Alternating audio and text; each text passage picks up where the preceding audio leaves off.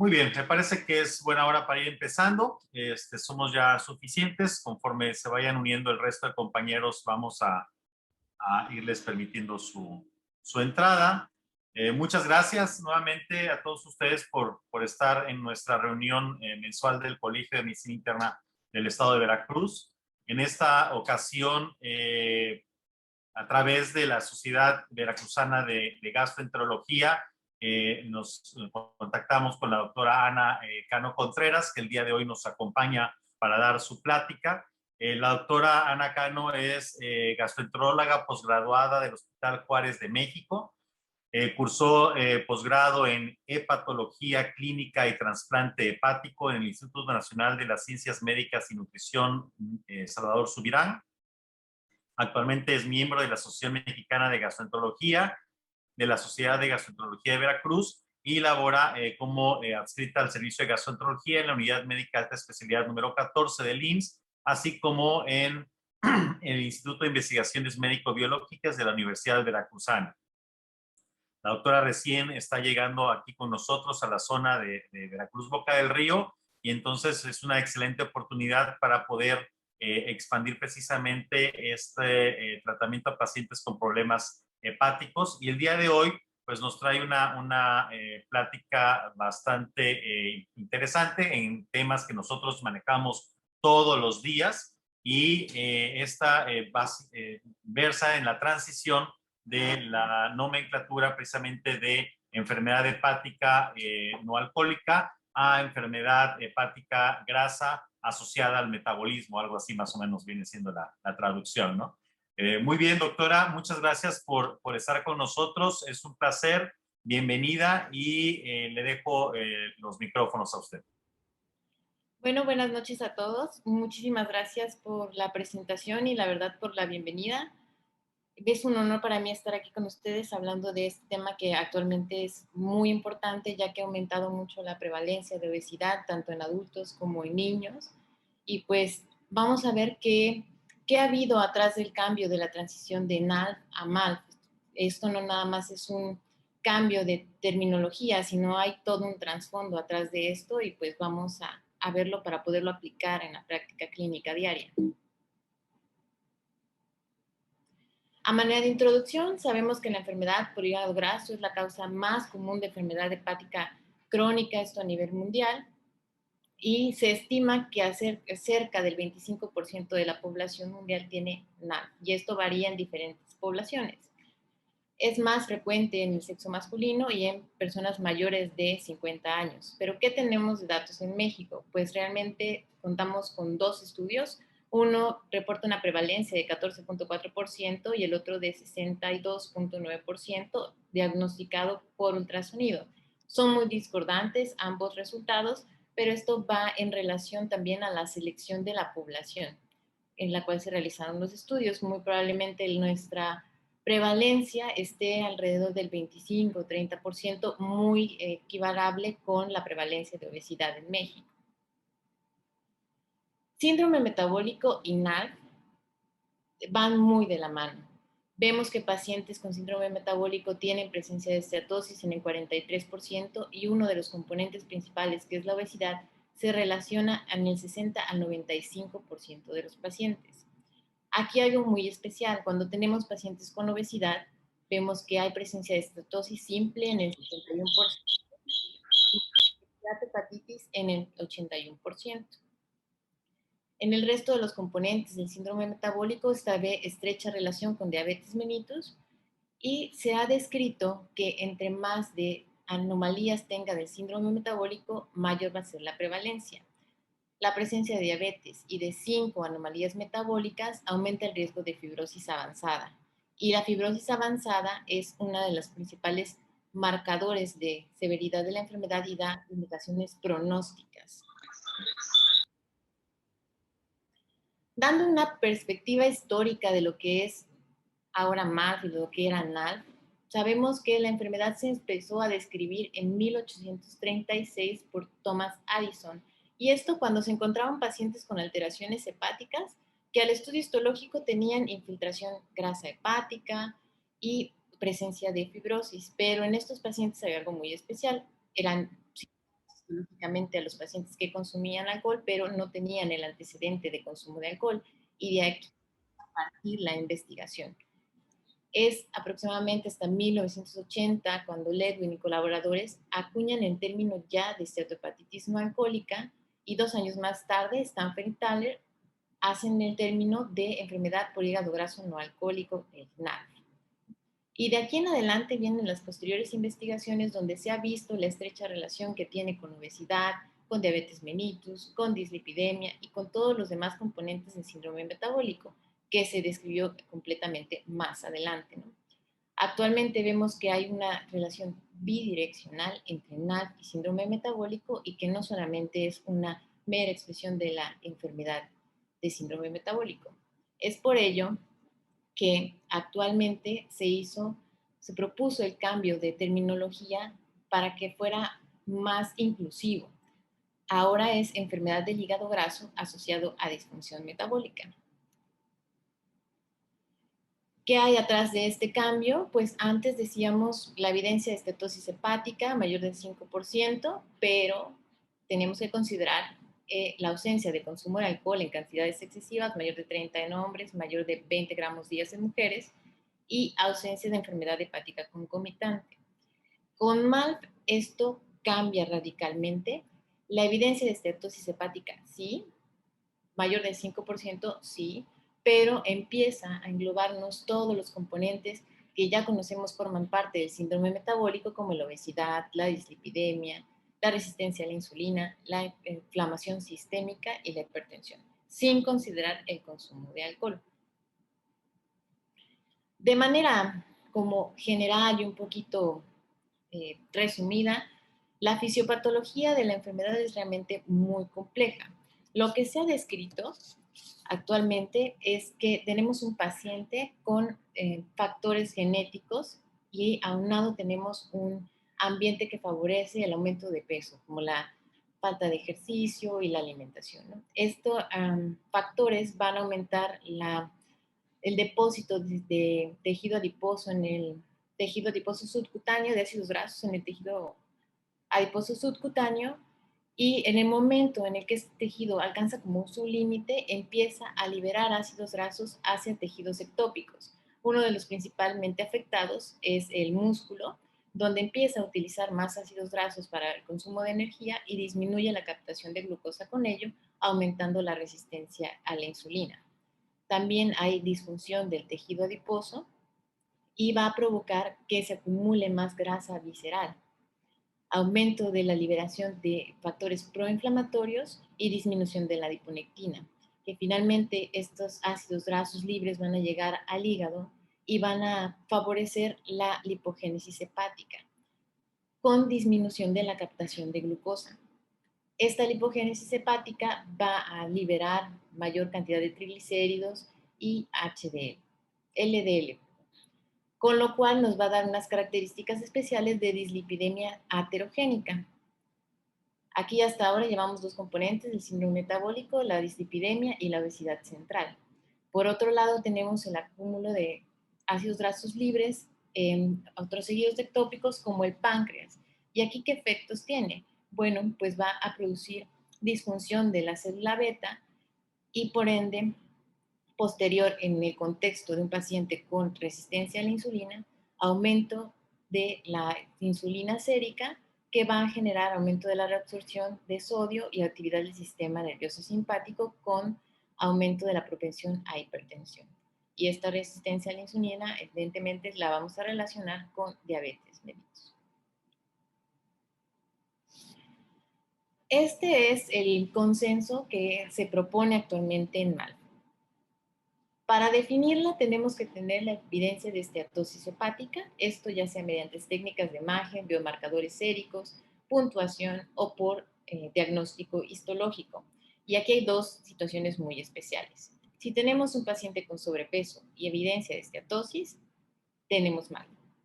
Y si tenemos un paciente con esteatosis, o por el medio que se ha evidenciado, y diabetes mellitus, hacemos el diagnóstico de MALP. En realidad esto parece muy sencillo y lo hace un poquito más práctico para la vida diaria.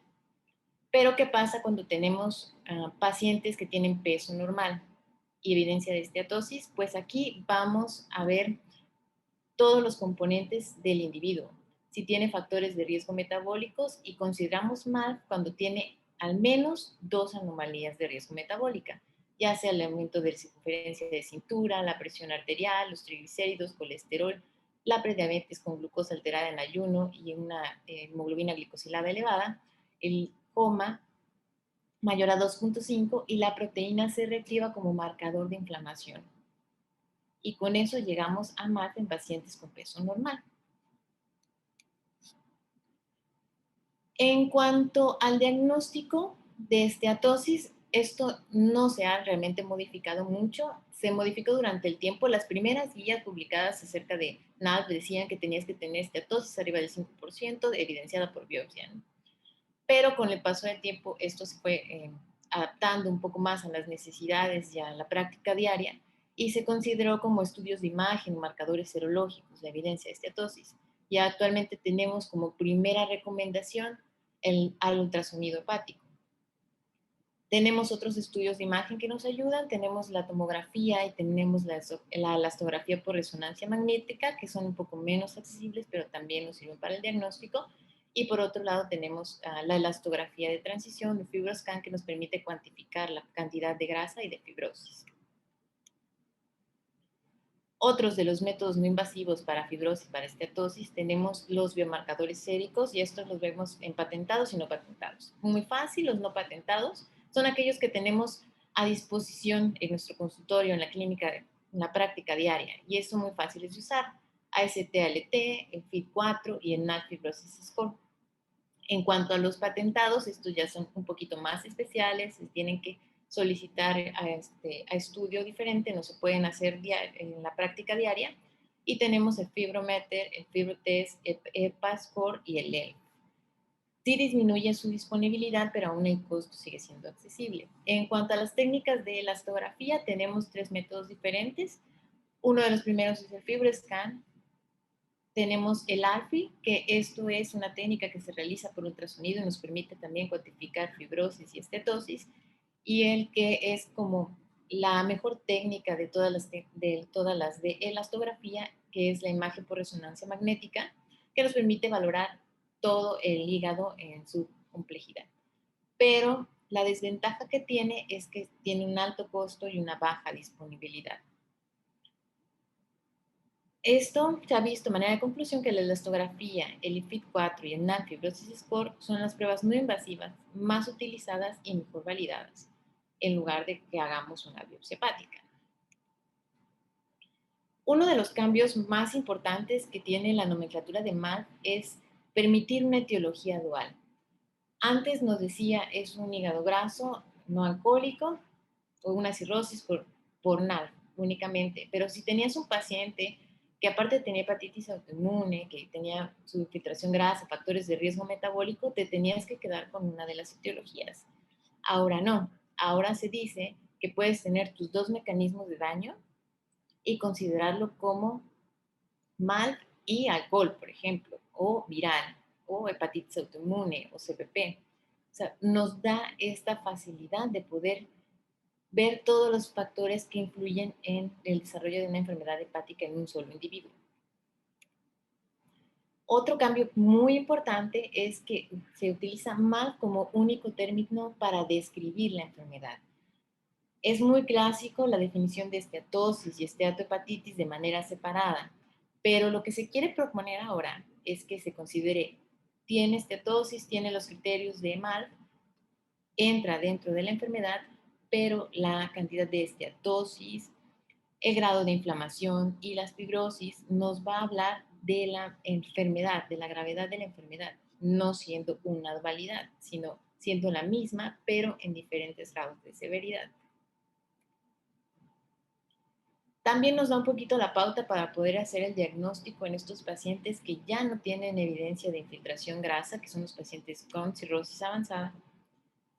Y lo único que nos piden es que tengan factores de riesgo cardiovascular, todos los factores de riesgo de síndrome metabólico, y que tengamos la evidencia de MALF, ya sea en una biopsia hepática o que en algún momento previamente hayamos documentado esteatosis hepática. y sacamos a muchos pacientes de este término de cirrosis criptogénica. Otro término es las causas alternativas. Tenemos la estetosis primaria y secundaria, que era como también una división muy clásica, y ahora lo que se quiere hacer es tratar de englobar el contexto metabólico de un paciente como causa primaria, y las causas alternativas de la enfermedad son todos estos factores externos que influyen en la infiltración grasa sin tener riesgo o factores metabólicos agregados. Por ejemplo, los medicamentos, como los que tenemos aquí, que son uno de los más frecuentes, la enfermedad celíaca, la nutrición parenteral total, o los trastornos de metabolismo de los lípidos. ¿Cuál es la importancia de MALT? Bueno, en realidad esta es una de las principales causas de alteración de las pruebas de función hepática que nos encontramos en la consulta. ¿Y qué tenemos que saber?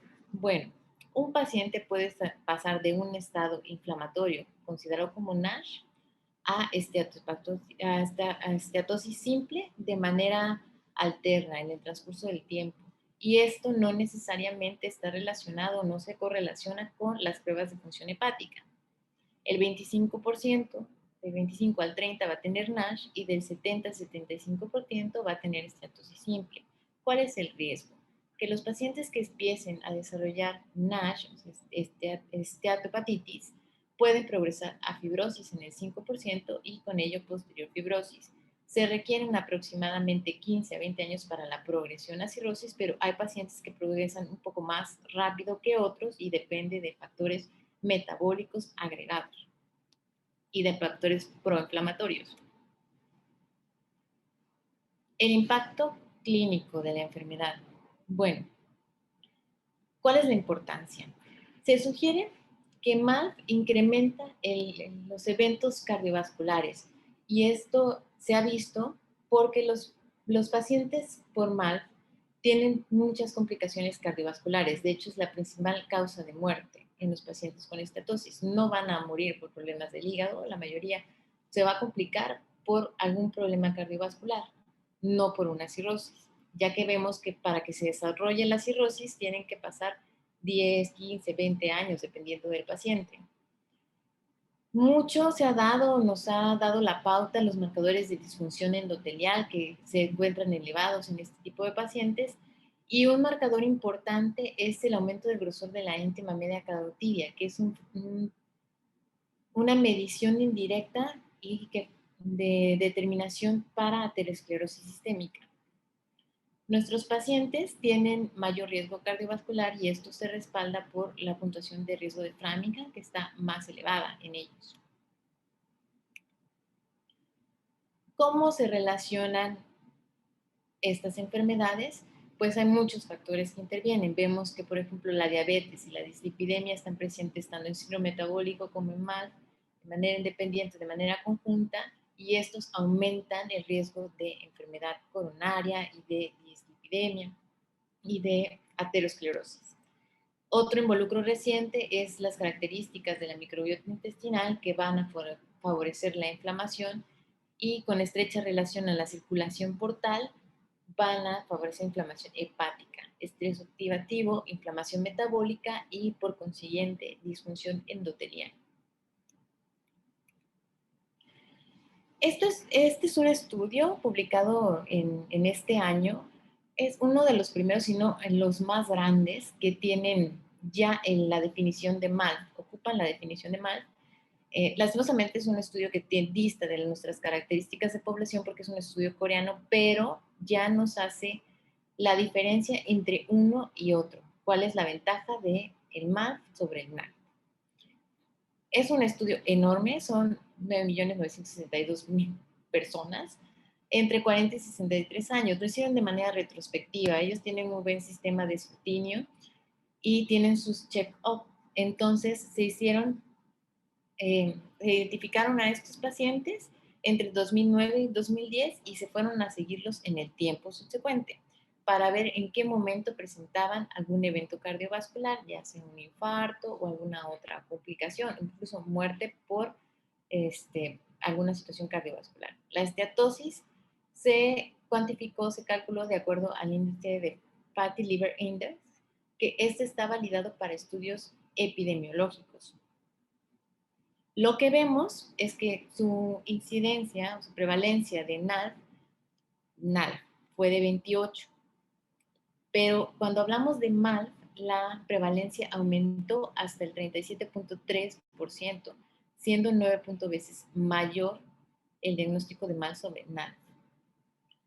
¿Y cuál es la relevancia clínica? Bueno, pues en la gráfica inferior podemos ver cómo los pacientes que no tienen ninguna alteración tienen menores eventos adversos o al menos menores eventos cardiovasculares en comparación con solo MALF, y vemos que MALF como tal, la disfunción metabólica asociada al hígado graso, tienen mayores factores de riesgo cardiovascular y tienen mayores eventos adversos. O sea, son pacientes que presentan mayor cantidad de infartos, arteriosclerosis, o sea, son pacientes que se identificaron con complicaciones.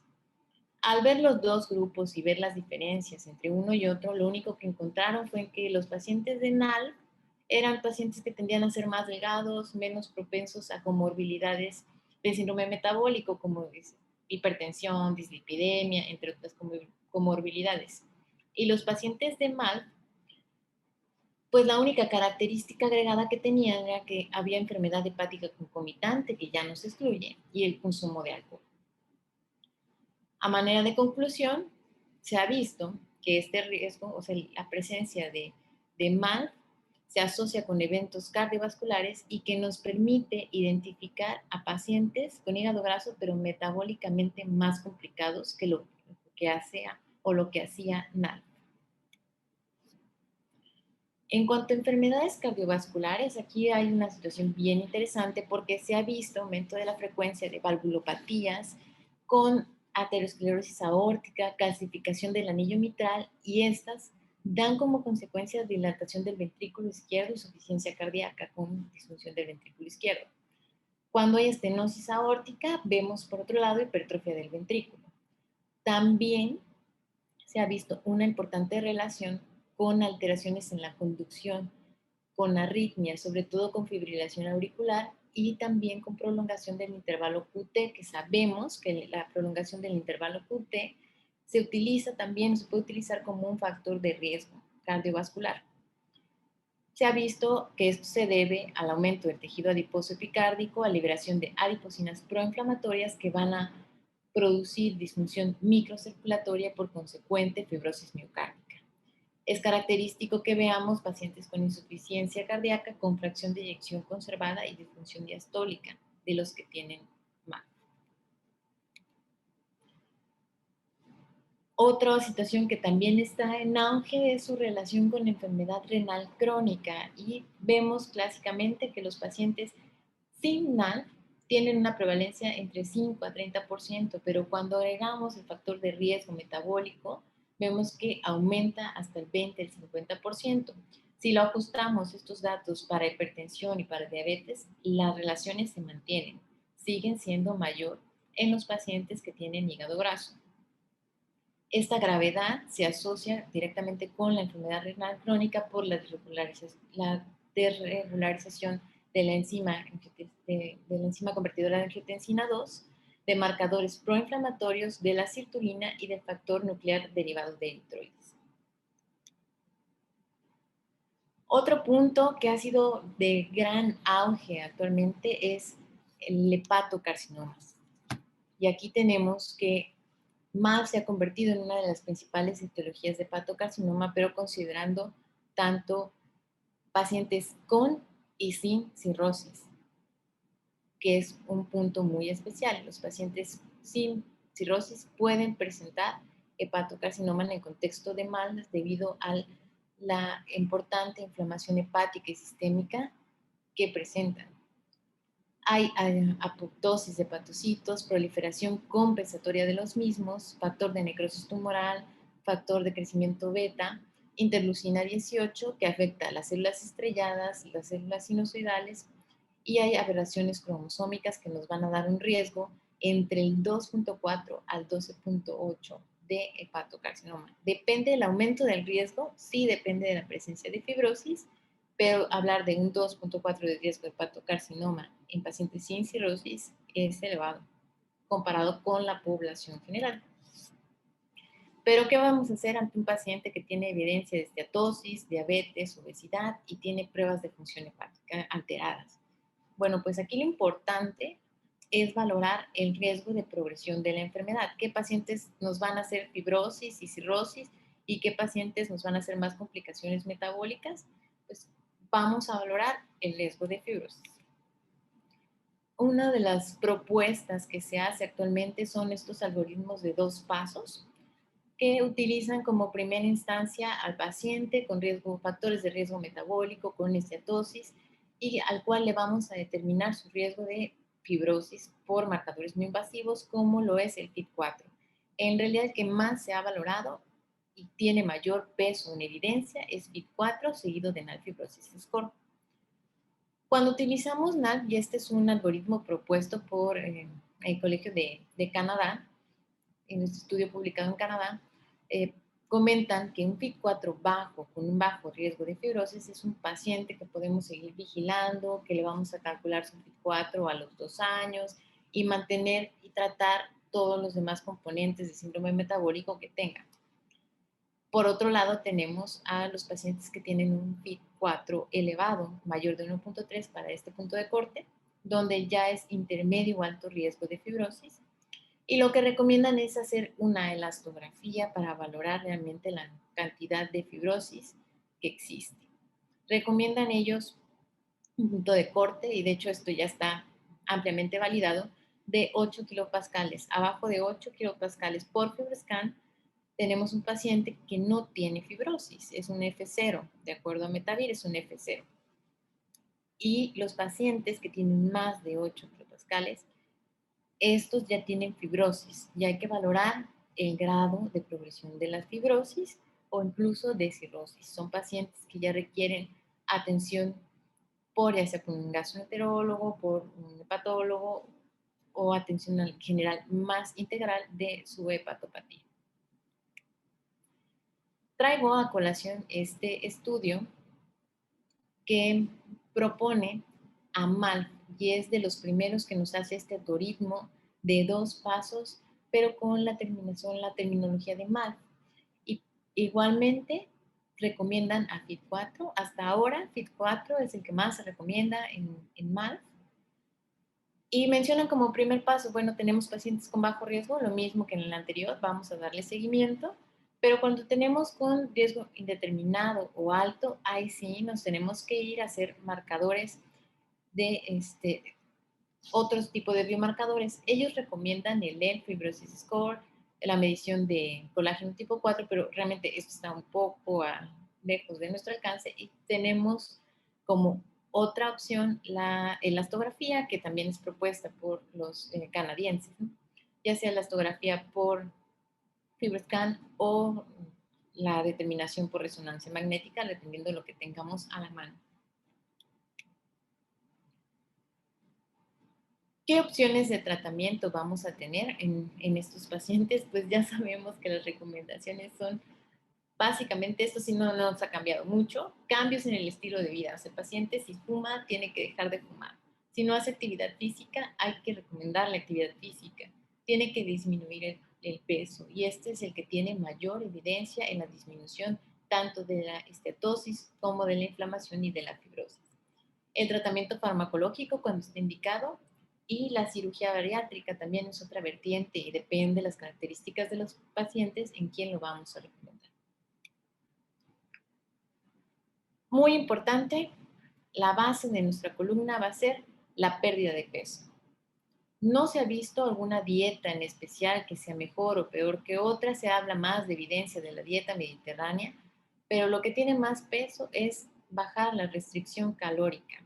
¿Y cuánto le vamos a decir al paciente que pierda peso? Sí, le vamos a decir pierde peso, pero ¿cuánto? Depende también mucho el grado de afectación. Si queremos ver mejoría en la cetosis, vamos a pedir una pérdida mayor del 3%, mejoría de la inflamación y de la esteatopatitis entre el 5 y el 7%. Pero cuando el paciente ya tiene fibrosis, lo que tenemos que recomendar es una pérdida de peso mayor del 10%. Aquí hay casos especiales, o sea, tenemos pacientes en los cuales necesitamos una pérdida de peso mayor del 15% para que pueda mejorar tanto la esteatosis como la fibrosis y nos podemos apoyar o vemos si tiene además factores de riesgo metabólico para la cirugía bariátrica, ya que se ha visto que disminuye el riesgo cardiovascular, la reducción de esteatosis, inflamación y fibrosis. Ahora, ¿cuánto de actividad física le vamos a recomendar? Bueno, se recomienda actividad física aeróbica, 30 a 60 minutos al día, 3 a 5 sesiones por semana y de 150 a 300 minutos. Pero pues hay que variarlo. A un paciente que es sedentario, que apenas va a empezar a hacer actividad física, podemos empezar con las recomendaciones más bajas, 30 minutos, 3 veces por semana, y ser constante, irlo aumentando poco a poco. No podemos exigirle tampoco a un paciente que no hace nada de actividad física que me haga 60 minutos al día, 5 sesiones por semana, porque no lo va a tolerar y no se va a pegar al tratamiento. En cuanto al entrenamiento de resistencia, o sea, el tipo de ejercicio anaeróbico, sí se recomienda y puede complementarse con la actividad aeróbica. Podemos alternar 3 sesiones de aeróbica, 2 sesiones de resistencia, para que el paciente también tenga como una vertiente variada de actividades, ¿no? Esto no mejora si no tenemos intervenciones en el estilo de vida y asesoría nutricional. Si no hay quien nos ayude con la asesoría nutricional, vamos a tener un alto índice de fracaso en el tratamiento de intervenciones. ¿Qué hay de fármacos? Bueno, esto es básicamente con lo que contamos actualmente. Metformina, que es como uno de los que más se ha hablado de ellos y es así como que lo que esperábamos que nos fuera a ayudar, sobre todo en el contexto fisiopatológico de la resistencia a la insulina, lastimosamente no ha demostrado tener efecto en la histología hepática. Sí tiene indicaciones cuando hay resistencia a la insulina y se debe de iniciar en estos pacientes, pero si es solo por estatosis y presencia de resistencia a la insulina o diabetes, no se recomienda para tratamiento exclusivo del hígado graso. Las tacionidionas como la pioglitazona se ha visto que mejoran la cetosis, pero no mejoran la fibrosis. Tienen como consecuencia aumento de peso y osteopenia. Entonces, si son pacientes con obesidad, aún más tenemos que considerar que el fármaco puede tener efecto adverso al aumento de peso y hay que hacer hincapié en las medidas no farmacológicas. Y estos evidentemente están indicados en pacientes con diabetes. Lo que seguimos rescatando y sigue siendo parte de nuestro arsenal de medicamentos es la vitamina E. Esta se ha visto que tiene mejoría en la histología, pero está contraindicada en pacientes con diabetes mellitus. Entonces, sí se recomienda, podemos iniciarla, no se recomienda periodos largos de ingesta del tratamiento. Únicamente se recomienda 3 meses de tratamiento a pacientes sin cirrosis, de preferencia pacientes con elevación de las enzimas. Y a los 3 meses hay que valorar nuevamente si hay mejoría o no. Si no hay mejoría, en realidad hay que suspenderlo porque los riesgos contrarrestan los beneficios. Otros tratamientos que están empezando a tener boga, los probióticos, perbióticos, los ácidos grasos poliinsaturados y el omega 3, y esto en el contexto de la modificación de la microbiota intestinal que favorece la inflamación sistémica. No han tenido tanta evidencia, pero es una de las vertientes. Pero afortunadamente no nos quedamos ahí. Todavía estamos viendo hacia el futuro y hasta nuevos tratamientos. Y uno no conocido en México, pero sí ya conocido, que es el ácido obetilicólico, que es un agonista del factor falsenoide, ha mostrado muy buenos resultados en cuanto a mejoría de la estetosis y de la fibrosis, esto en un estudio fase 2. Está corriendo actualmente el estudio Regenerate en fase 3. Faltaría ver los resultados de este estudio para poder hacer una recomendación, pero no lo tenemos en México. Entonces aquí pues esperemos que si los resultados son favorables podamos tenerlo de manera un poco más accesible en nuestro país. Los PIPAR, como el elafibranor, también se encuentran en un estudio fase 3, mostraron buena respuesta en cuanto a la mejoría de la esteatosis, no tanto de la fibrosis, pero sí de la estetosis. Entonces están en un fase 3 y faltan ver resultados. Otros que se encuentran en aprobación está los GLP-1, la liraglutide y el semaglutide, y el remestirón, que también es un fármaco que interviene con el metabolismo de las hormonas tiroideas y que se ha visto tiene mejoría en la fibrosis y en la estetosis, pero nos falta valorar los resultados de la fase 3. Por otro lado, otro taller en el tratamiento es el estrés oxidativo y la fibrosis. Y aquí tenemos uno que está en potencial, que es el cerecribinol. Este va directamente sobre el bloqueo del estrés oxidativo y de los factores proinflamatorios. Y en fase 2, en el estudio Aurora, en el estudio Centauro, perdón, que es el fase 2, se vio mejoría de la fibrosis, que es una de las cosas que nos cuesta mucho trabajo hacer, mejorar fibrosis. Y también esteatosis mejoró. Entonces falta ver si en el estudio Aurora, que es el fase 3, nos da también buenos resultados para detener la progresión de la fibrosis.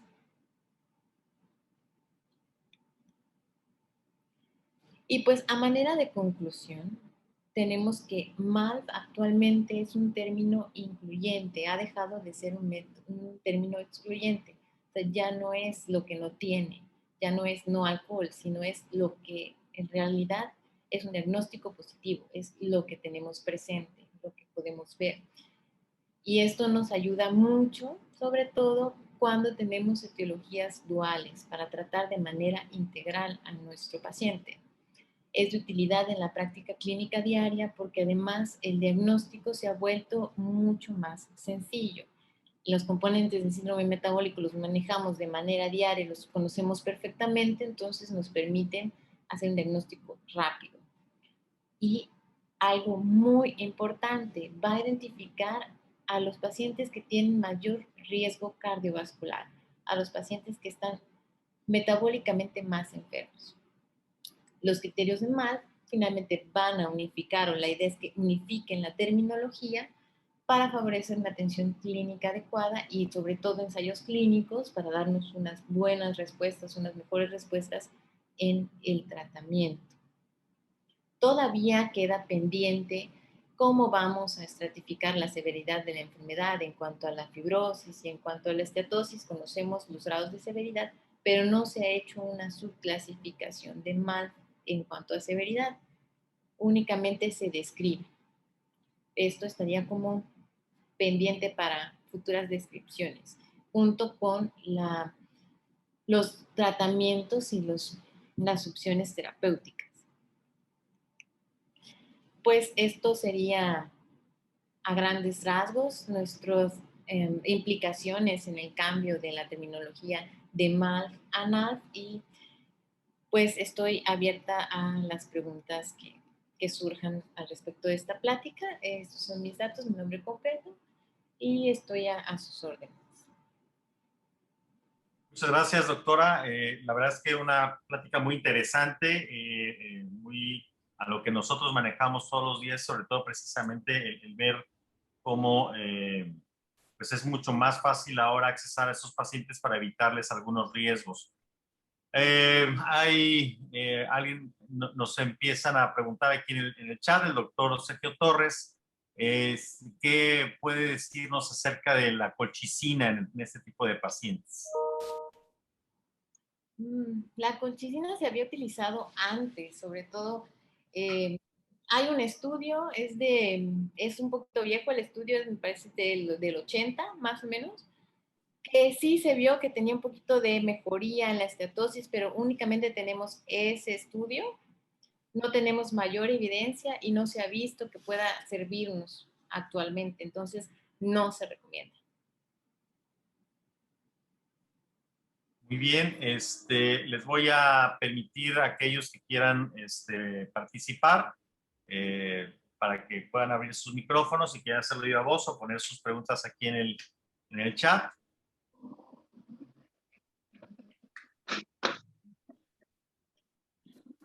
Sí, buenas noches. Buenas noches.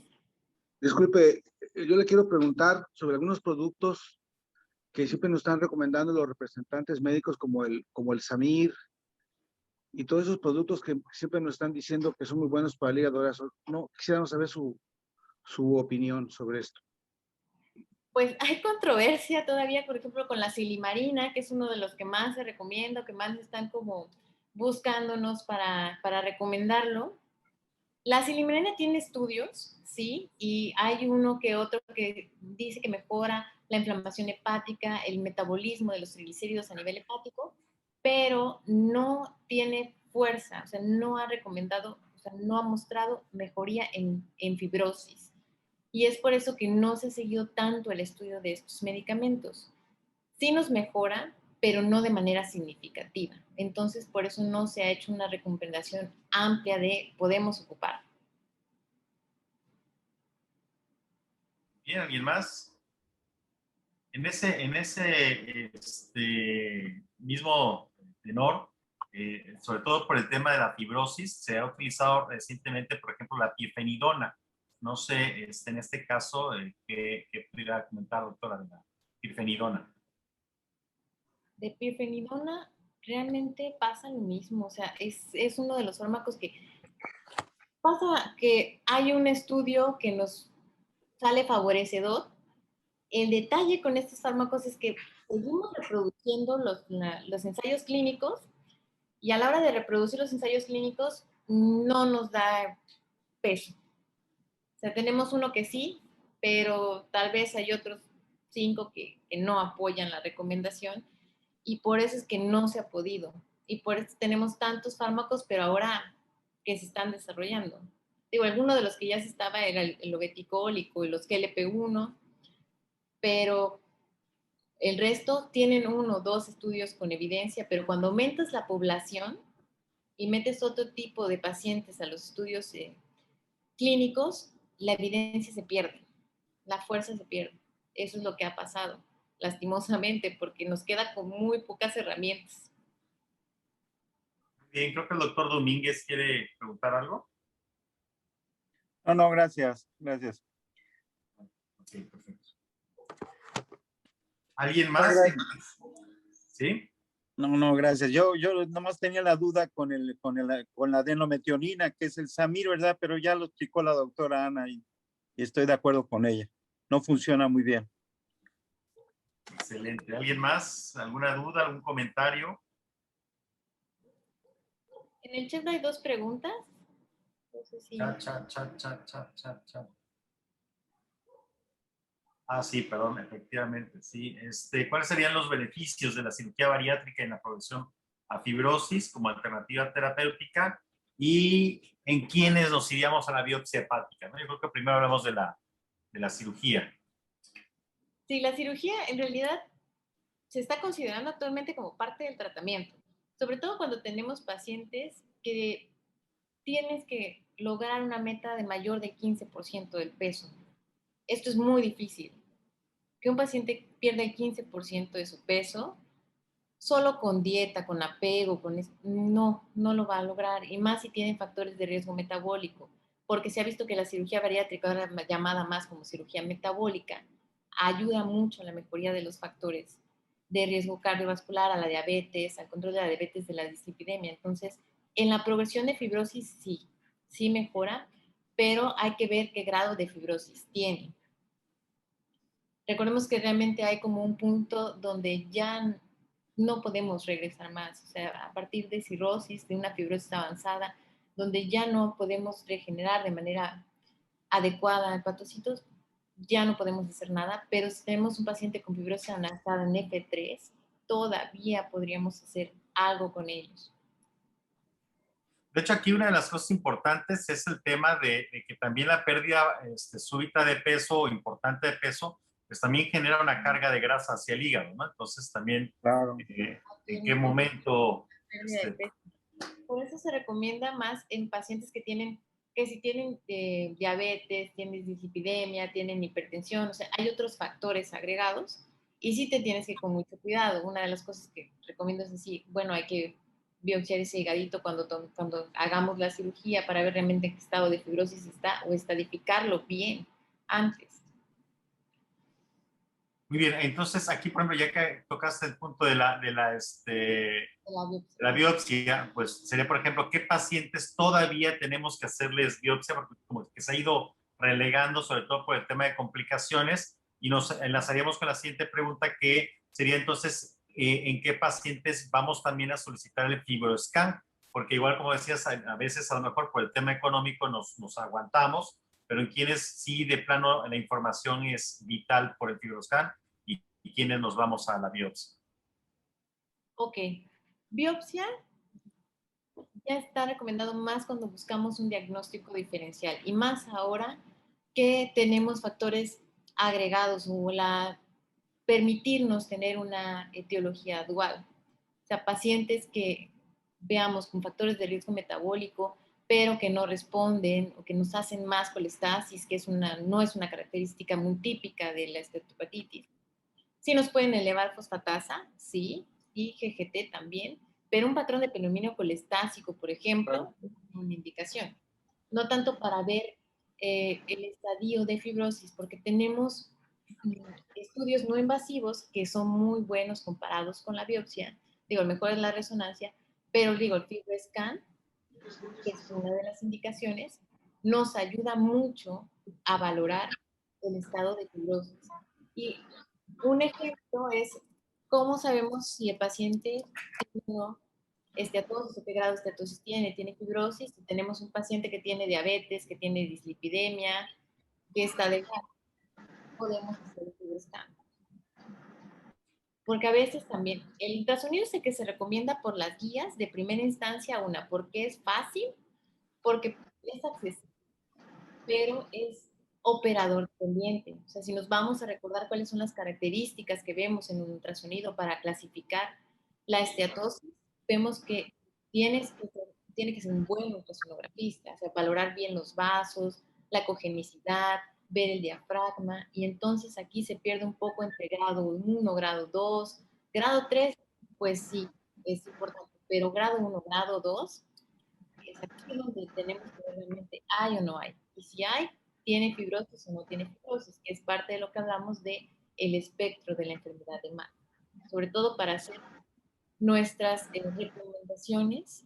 Y una de las cosas que he notado más es que tú le digas al paciente el grado de esteatosis que tiene o si ya presenta fibrosis, hace que tenga mayor apego al tratamiento. Si tú le dices tiene un grado de esteatosis de tanto y el límite es tanto, el paciente quiere que no se asusta, o sea, se asusta más que por tener diabetes, que por tener hipertensión, que por su corazón, se asusta más por esto y favorece el apego al tratamiento. Entonces, esto sería como un punto importante. Digo, FibroScan aparte se puede utilizar para otras etiologías, no solo para esteatosis, pero en esteatosis este sería el... Muy bien, la felicita aquí el doctor Raimundo Horta, que tradicionalmente ha sido uno de los doctores que más ha visto hígado en Veracruz como compañero nuestro.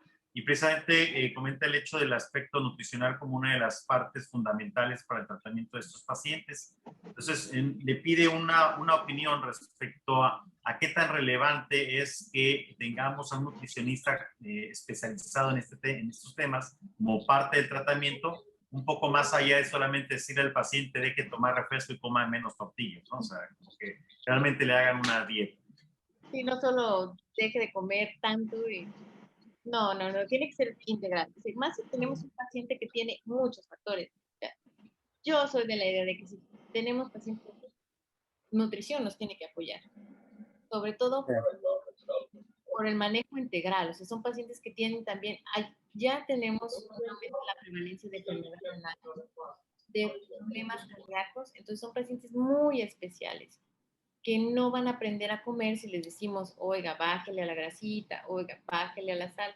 No, eso no les va a quedar claro. Entonces, tener un nutriólogo y de preferencia un nutriólogo clínico es de vital importancia en el equipo de trabajo del gastroenterólogo, del internista, del patólogo. Muy bien, perfecto. En el mismo tenor de los hepatoprotectores famosos, nos pregunta el doctor Bernardo si sabe usted algo específicamente de metadoxina, que es el famoso Abrixón. Sí, Abrixone en realidad tiene más evidencia en hepatitis alcohólica, en una hepatitis alcohólica leve, pero en esteatosis no ha mostrado mayor beneficio, entonces no se recomienda.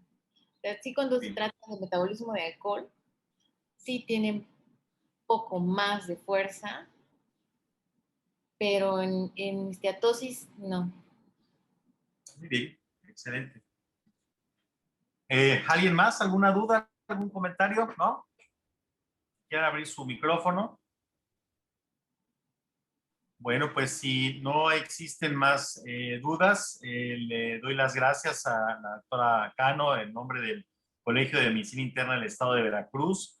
Está invitada, por supuesto, para cuando guste asistir con nosotros a alguna reunión. Incluso la vamos a considerar también para nuestro curso que hacemos cada año. De hecho, quería aprovechar que están ustedes reunidos aquí para comentarles que estamos retomando el tema de nuestro curso para el mes de septiembre, que en esta ocasión vamos a hacerlo de manera híbrida. Vamos a procurar que haya una afluencia de personas al centro, que vamos a ser un hotel seguramente. Pero sí la condición para aquellos que asistan va a ser que muestren su comprobante de vacunación contra COVID y el resto lo podrán tomar vía en línea como lo hicimos el año pasado. Entonces les estará llegando más información al respecto para que estén al pendiente y si no existe ningún otro comentario, doctora, muchas gracias. A todos ustedes también muchas gracias por estar con nosotros. Perdón, se nos escapa aquí un último comentario aquí que nos hacen y si quiere decir algo al respecto. Doctor Álvarez Carteño, sobre estudios con HLA predictivos que parece ser que los están realizando precisamente en nutrición. No sé si quiera comentar algo al respecto, doctora. Su micrófono. Ahí ya me escuchan ya. Sí, ya. Justo de lo que se habla ahora es que antes teníamos la famosa teoría del primer hit, del segundo hit de daño. Uno era primero la infiltración hepática grasa, los triglicéridos hepáticos y después el estrés oxidativo. Ahora esto se ha modificado un tanto y nos vamos con el factor genético, o sea, clases predisposición genética. Entonces sí, estudios de HLA, de predisposición genética, sí se están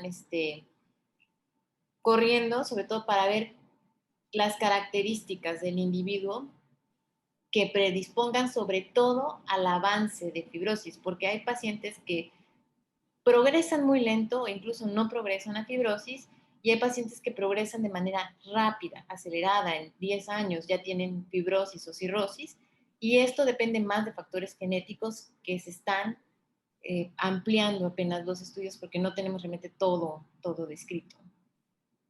Pero sí, este es un tema muy, muy interesante. Muy bien, excelente.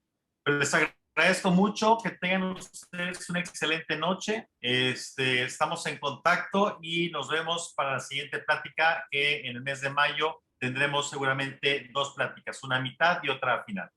Muchas gracias, doctora. Hasta luego. Muchas gracias a ustedes por la invitación.